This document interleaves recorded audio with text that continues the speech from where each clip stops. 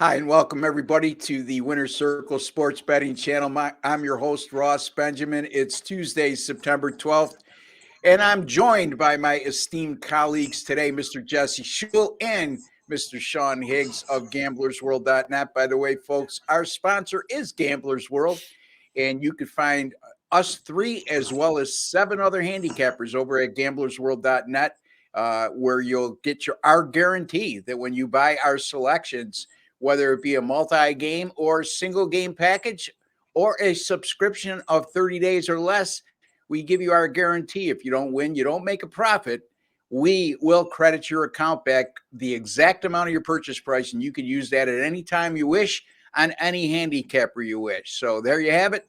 Guys, Jesse, let's start with you. Nice pick on the Browns on Sunday as you had them as your AFC North game of the year right out of the chute. And boy, oh boy, did they win in convincing fashion. Just a great pick on your part. It was a 10-unit play. Congratulations, my friend.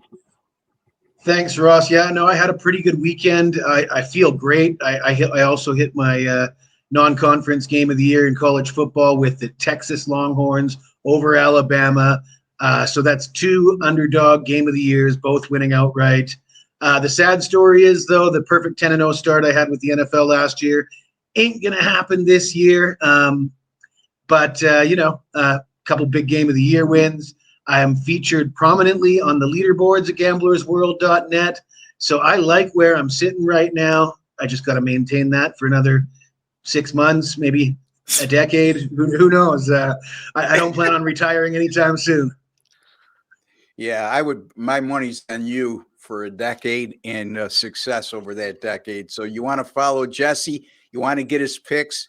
Better yet, folks, subscription plans, NFL, college football, or a combination thereof, 30-day all sports subscription, a lot of options for you at a discounted rate rather than just buying on a daily basis for Jesse Shule over at gamblersworld.net. Mr. Sean Higgs, who's never at a loss for words.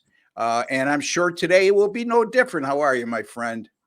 Pretty good. Where should we start? All right. I was going to go into a little rant, but let's just start with NFL weekend, 8-5, 61%. I'll take it out of the gate. I got 10 college football and 14 NFL for this week already up. And let's talk about Aaron Rodgers going down. Yeah, that's sad. Right, probably never play again. I mean, he's 40 by the time he comes back. I can't see him. The Bad Beat refund crew is back. What's up? No. You bet you lost. You lost. Welcome to life. You buy a new car, you drive off, you get blindsided. You don't get a new car, folks. No. Stop betting if you're going to whine. There you go. Whine about what? What are you referring to? I'm not sure where you're going. They want their prop. They want their bets refunded for Aaron Rodgers getting hurt.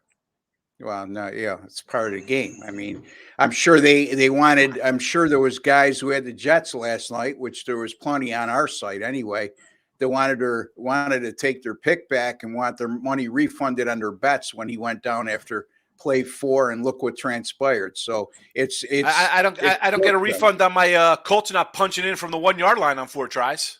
Cost me a cover. I know. There you go. Where's my bad beat refund?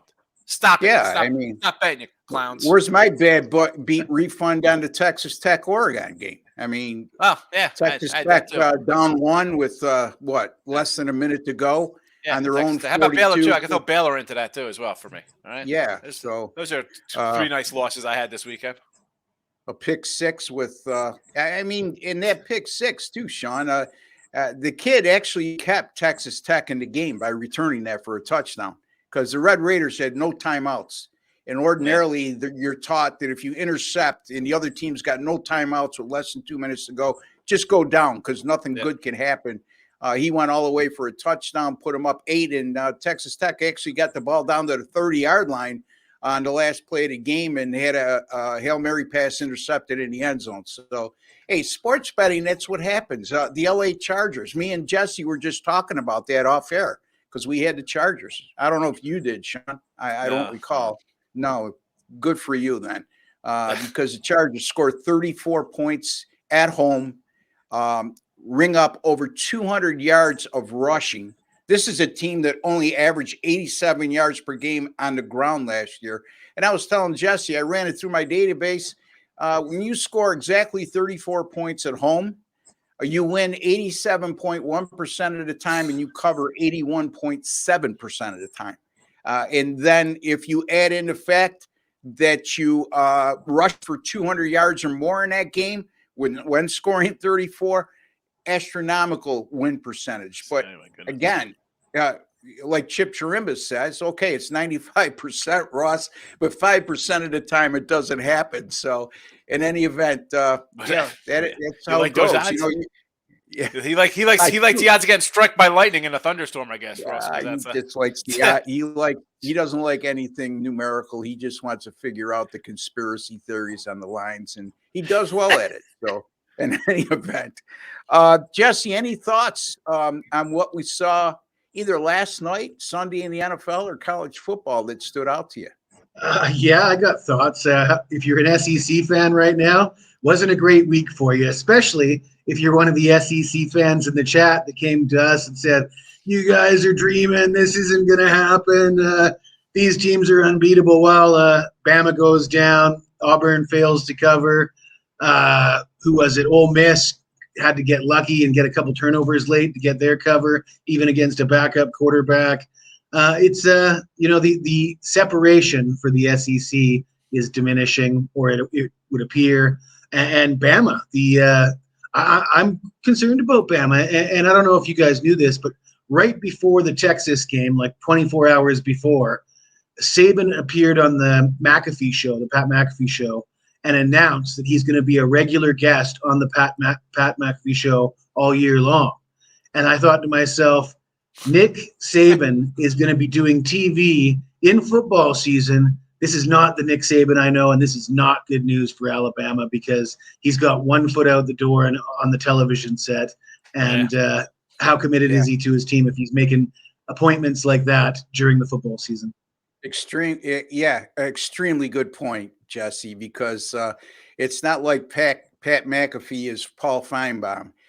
He's sort of got a little bit of a craze to him, but he's entertaining, but it just doesn't seem like a fit, something that Nick Saban, if you would have talked about it a year ago, even you would have guessed that he would have got involved with Pat McAfee, not only on a guest appearance, but on a weekly basis. So, Sean, we talked about this last week, and you made a good point. When I took a lot of heat when I took California over Auburn, and I heard the comments come flying in from Auburn fans about different coach and players coming in off the transfer portal. And it's like, come on, guys.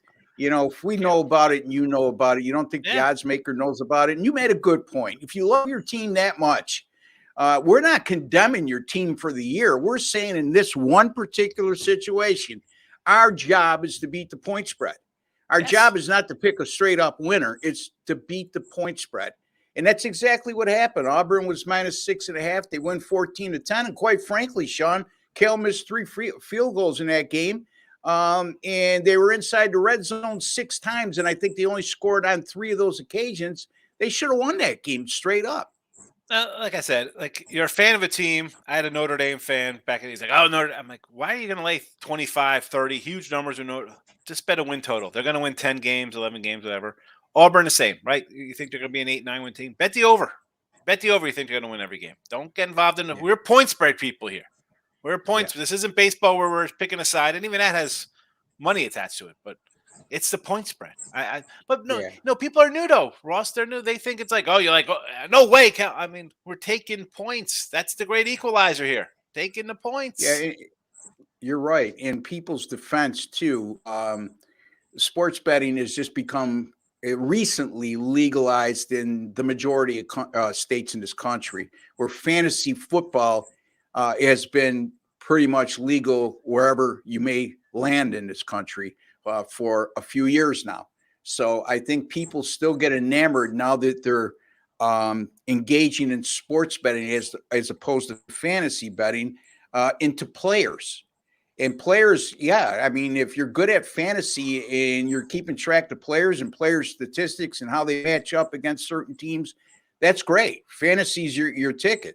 But just understand when it comes to sports betting, the odds makers don't miss anything. Okay. It's a bottom line. You don't need to fear an odds maker. You need to respect them. So if, again, players, injuries, weather, all of that is all incorporated in the line. It's about beating the number at that particular moment. The NFL, guys, just your quick thoughts after I make this statement is, let's see, the NFL, as I recall, we had 16 games played last week, 12 went under the total. Home teams were 6-10 straight up and 4-12 against the spread. Let's start with the totals, Sean. How much is attributed to the fact that the defenses are ahead of the offenses right now because the offenses need more work, more chemistry, more reps, and they weren't getting that on a lot of teams during the preseason. Yeah, and I'm a perfect 4-0 on my total so far in the NFL. And yeah, we take away a preseason game. We don't have quarterbacks come in. We take a series and we throw one pass for 4 yards and we think that's it. Let them play. Defense is always going to be kind of ahead. But, the kind of equalizer on that one, Ross, is that it's an offensive game, right? So the quarterback chucks the ball down the field. There's a little contact, and your 3rd and 11 turns into, pass interference penalty for 27 yards. The quarterback gets pushed a little bit too far. It's roughing a passer. But yeah, I would lean under. It's just about look at the quarterbacks in this league. How many super quarterbacks are there anyway? Right? We talked about Bryce Young and Ritter or CJ Stroud, all these young guys. Kenny Pickett. We can go on and on. We're still waiting for Kyler Murray to be good. How many really good quarterbacks are there? Every year, Did any of them have a good game? He's a franchise guy. No, did they have? I don't think they had good games. Well, Kyler Murray's out for a while. But I'm just saying, even when he was playing, he wasn't good. Who is the good? Who really good? The quarterback plays. You guys know I'm a diehard Josh Allen fan, and I told you he was crap. I said and I keep saying over and over. Listen, the coach and Daniel Jones got mauled in a monsoon the other night against the Cowboys. But this is now two years in a row. He's regressing to what he was. He doesn't have the coach to rein him in. Bad passes, the fumbles. That was what he was before Dabo got there. And you saw Dabo take Daniel Jones last year, took him to step up. I throw one game out for Daniel Jones that was just again. The coaching. You're in trouble. And window is shut. It's over. Russ, it's over in Buffalo. Buffalo fans, it's over. Yeah. Okay. It's one game, and we'll see what happens. It's over. As Aaron Rodgers would say, relax. Defense. I felt bad for I'm a diehard Buffalo fan, but I felt extremely bad for not only Aaron Rodgers but the New York Jets fans who have labored so long for so many years and all excited in the 4th play from scrimmage. It looks like he blew out his Achilles. And like I said to you guys on many occasions, regardless of what side I'm on, whose team I'm favoring, if it's my favorite team against another team, I don't like to see star players get hurt because we as football fans suffer as a result. And there's no two ways about it. As far as Josh Allen goes, he lost the game. That's the bottom line. They held him not less than 300 yards. He lost the game single-handedly. And that's the worst game I've seen him play since he put on a Buffalo uniform. Sean's exactly right. Since Dable left, he's gone back to playing hero ball and making stupid mistakes because he's impatient. And I don't know what he's thinking when he's running either, because he's going to get lit up one of these times. How many occasions last night did he take off and run where he could have slid and he takes unnecessary hits? I get he's a big guy, but why risk yourself like that? And you're so valuable to your team. I will say that he has struggled throughout his career in 3 games in the last 2 years against the Jets. He's been awful. So they may have his number. We'll see what happens as the year progresses. But your point's well taken, Sean. Since Dable left, I think he had a big brother relationship, little brother, big brother relationship with Brian Dable, where Dable lit him up on several occasions. If you're a Bills fan or somebody in Western New York, you know that. And I don't think he has the same fear or respect for the current offensive coordinator, Ken Dorsey. Anyway, Jesse, in terms of the totals, in terms of not playing in the preseason, in terms of home teams struggling in week one, and again, I will tell you folks, like I've told you many times before we get to Jesse's opinion, if you see a cluster of unders like that, you can almost rest assured over the next 2 weeks, you'll see it come back to the over. So just keep an eye on that because the odds makers will adjust. And home teams are not going to go 6-10 straight up every week. But it is much more parity in the NFL, obviously, than college football. So, Jesse, your thoughts? Yeah, I'm a little bit disappointed in myself, Ross, that I failed to take advantage of the week one under trend because, I mean, let's face it, this isn't the first time. The numbers are pretty clear. Unders do hit at a pretty good rate in week one over the years. I should have been on top of that, especially with all the rookie quarterbacks. I have been critical of all these teams that are the Colts starting Anthony Richardson when they've got Gardner Minshew on the bench. What's going on with Arizona, and it looks like they're tanking, starting Josh Dobbs and C.J. Stroud and Bryce Young. You know, I was very vocal that I expected both those guys to struggle, yet I didn't put any of my money on any of that. I was too conservative in week one. I hit my big play. I'm happy about that, but I survived, and moving forward, I think I got a better handle on it, and we'll strive to be more focused for week two, I guess. Was your four totals winners, Sean, all unders by chance? All unders. Yeah, all unders. All unders. Yeah, so there all you go. Had the Jets one under. Of us was smart enough to take advantage of that. So Cowboys under. Yeah. Ravens under and the Chiefs again, under. Sean Higgs, 8-5 in week one in the NFL. He's a volume player. Know that going in, okay? And money management is a huge key when you're betting on Sean's picks for obvious reasons. But this guy went 64% last year with 207 picks in the NFL, which leads me to this. Why wouldn't you invest money in Sean for the season? $5.99. That's all it costs for the entire season for an NFL subscription plan from Sean Higgs over at gamblersworld.net. I did hit my college football top play on Saturday as I had the Miami of Florida Hurricanes plus the 4, a 15-point outright win over Texas A&M. My college football is now 22-13 since December 3rd of last year, which is good for 63%. Really rough week for me in the NFL, going 2-5. Which my September record. I've been talking about it right along. Didn't live up to expectations, but I can guarantee you folks over the next couple of weeks, watch out in the NFL because I'm primed to have a huge NFL the next 2 weeks, as well as in college football, as well as these two gentlemen. Keep an eye on them as well. They are proven winners. Invest some money in them. These free picks are great. For those of you say, why would anybody pay? Why would anybody be foolish enough to buy picks from anybody on this channel? Well, the foolish part comes on you, folks, because whoever makes those claims, because we've been proven winners over the last 20 years. So you're leaving money on the table. Anyway, all right, let's get to our games at hand. The three games at hand, we got SEC games in two to match up. So we got an SEC team in the other one. LSU and Mississippi State will be Jesse's game. Sean looks at Tennessee and Florida. I'll be looking at BYU and Arkansas. Sean, let's start with you, Tennessee and Florida. Tennessee right now is 6.5-point favorite. The total in this game is 59. Take it away, my friend.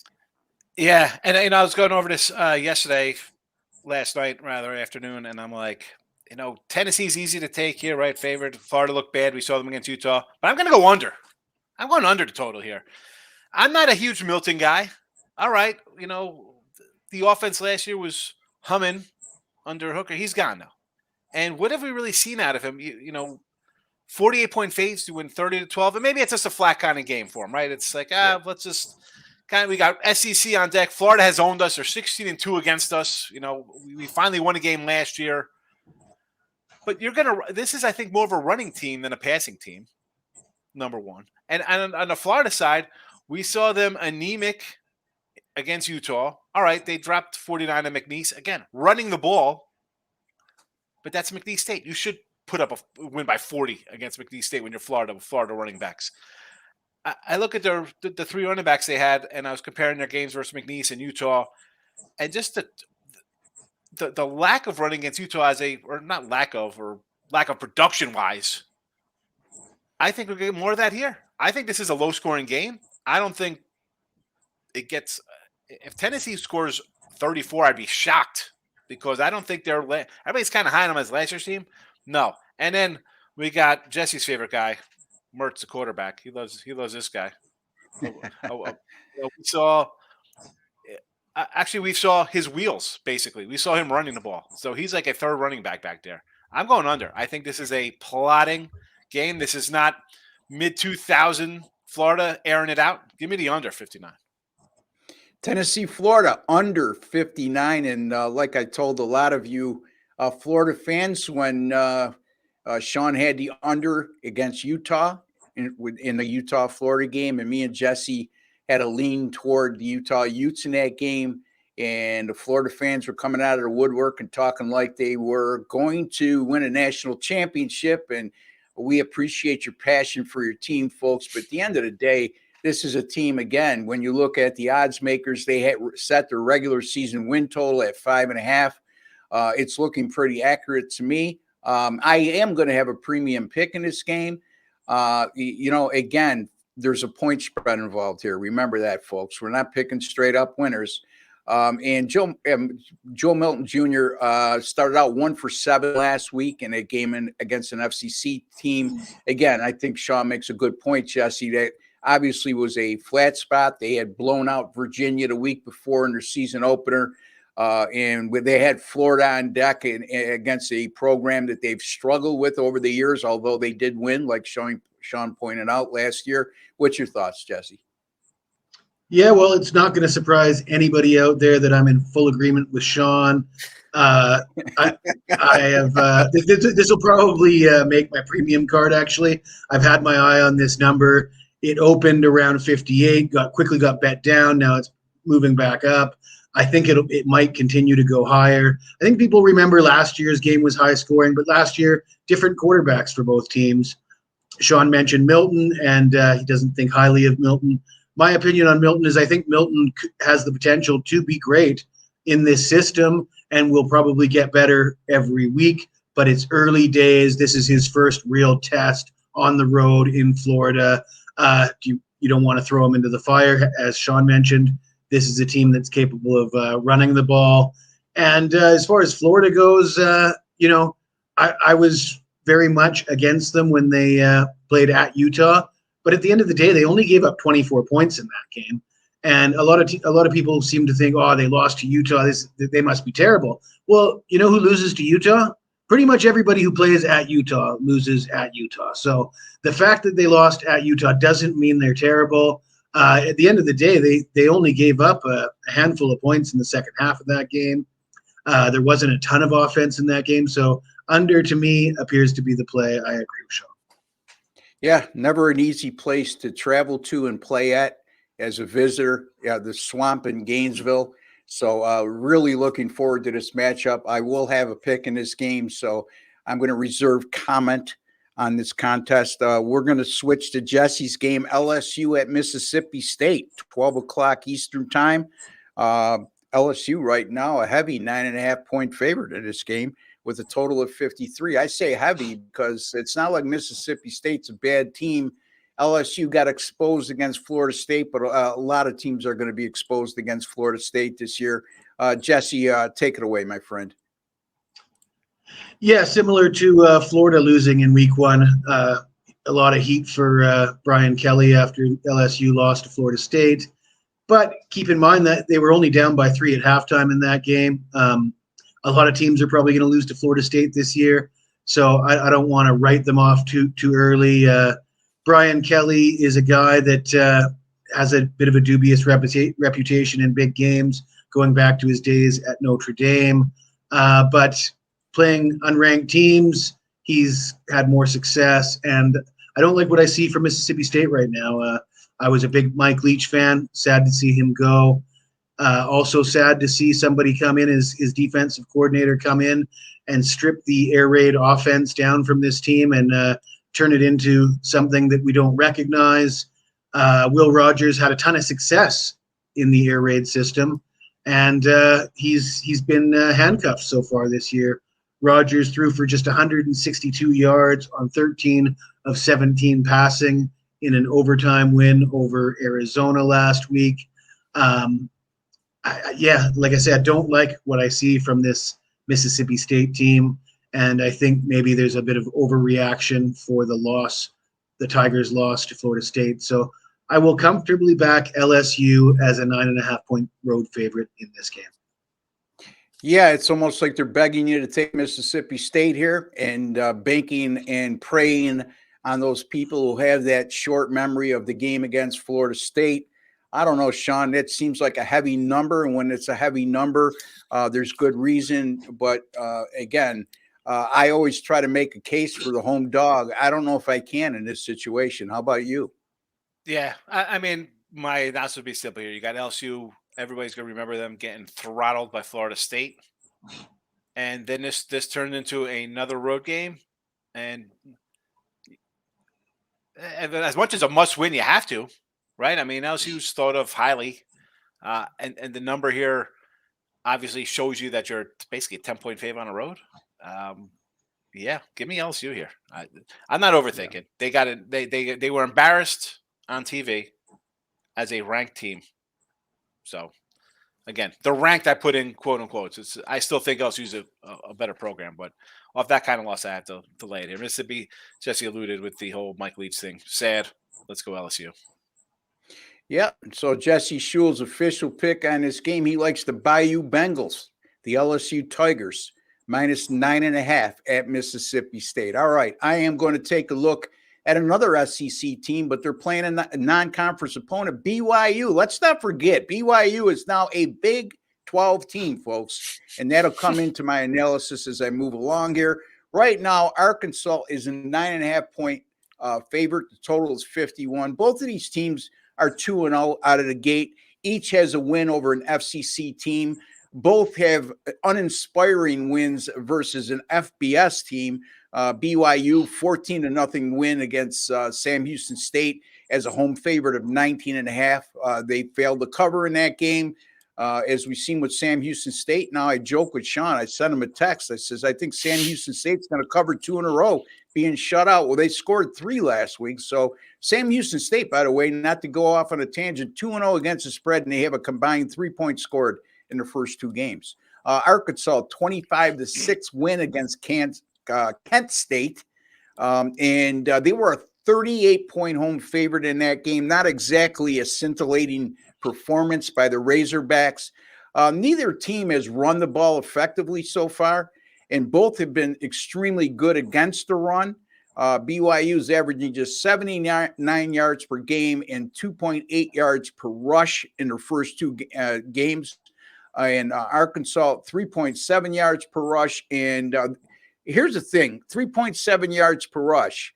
That's below average, number one. And number 2, Arkansas runs the ball in their first 2 games. They've ran the ball 64.5% of their offensive plays. So you need a much better average per rush when you're a run-heavy offense like they are, and they're facing a BYU team.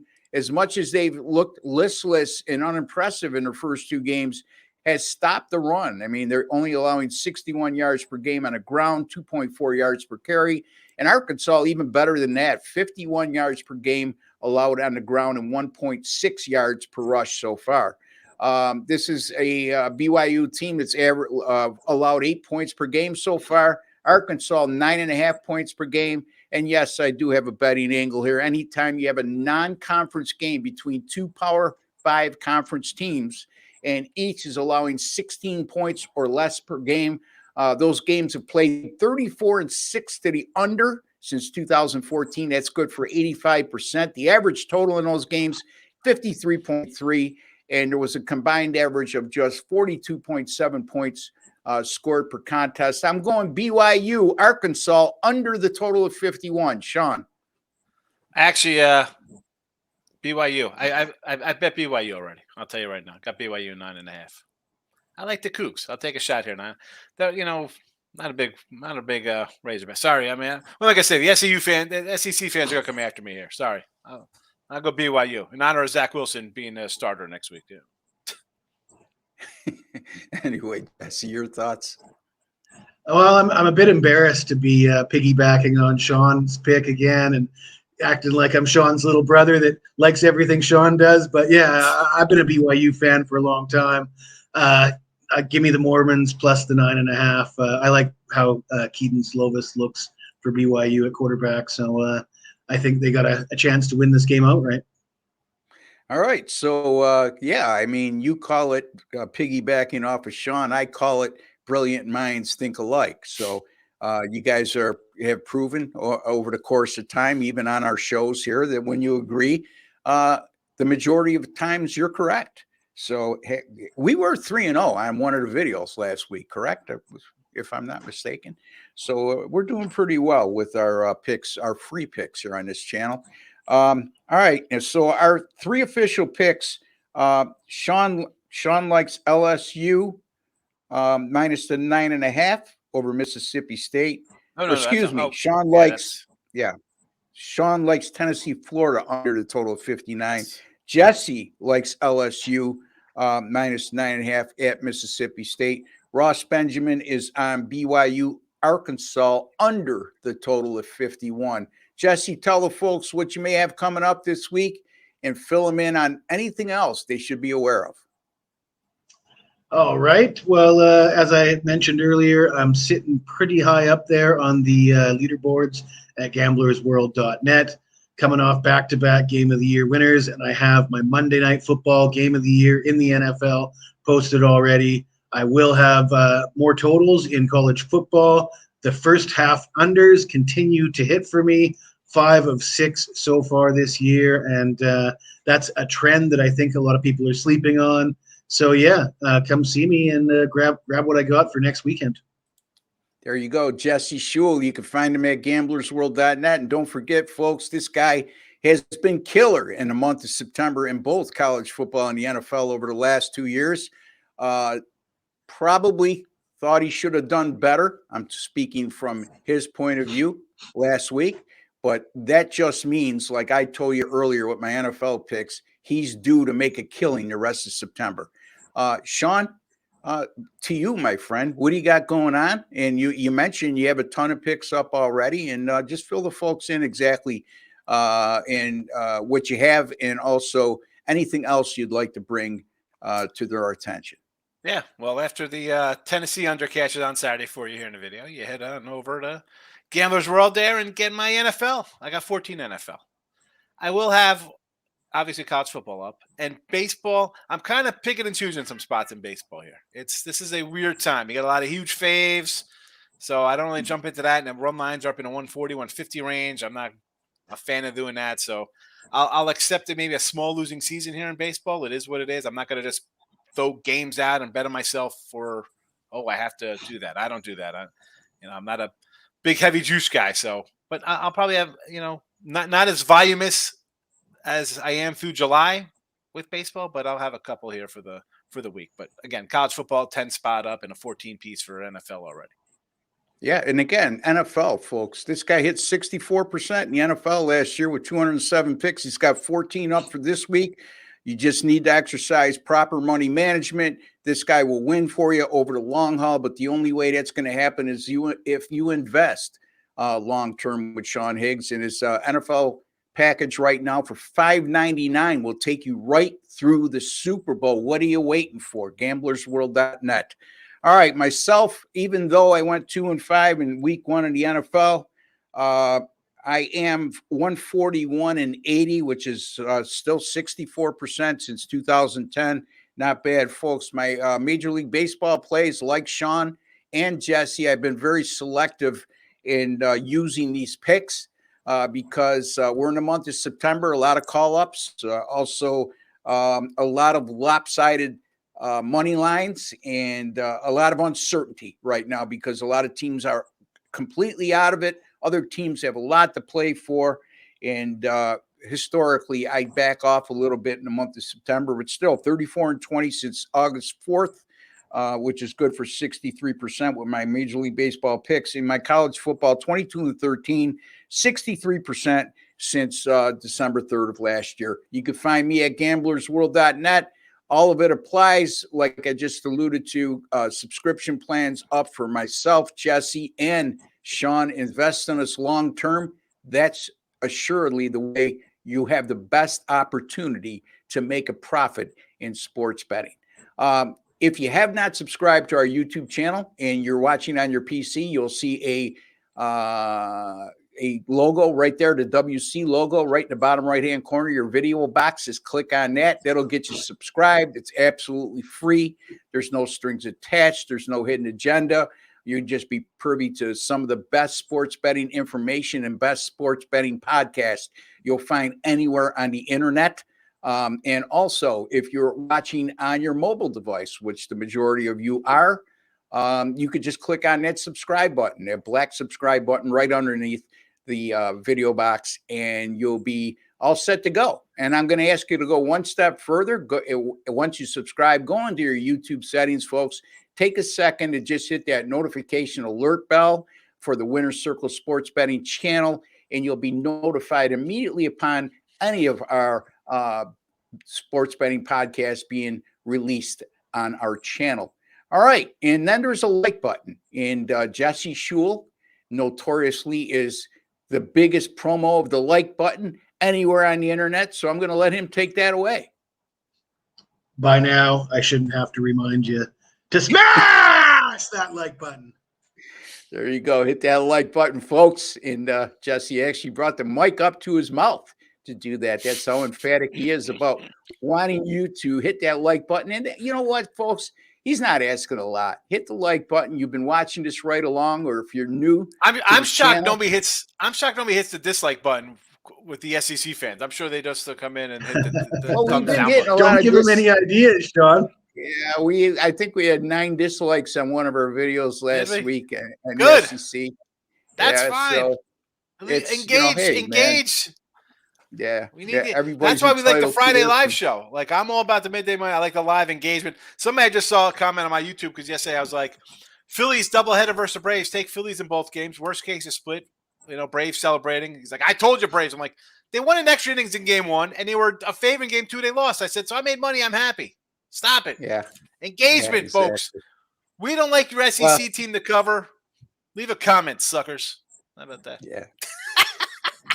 There you go. But what I was about to say about the like button, folks, just a small token of your appreciation for the work, time, effort, preparedness to make you a smarter sports bettor today than you were yesterday. Sure, we want to hit all these free picks, but you should pay attention to our sports betting discussions and also our analysis on each game and keep it in your memory bank. You'll pick up something new every time. So just hit that like button.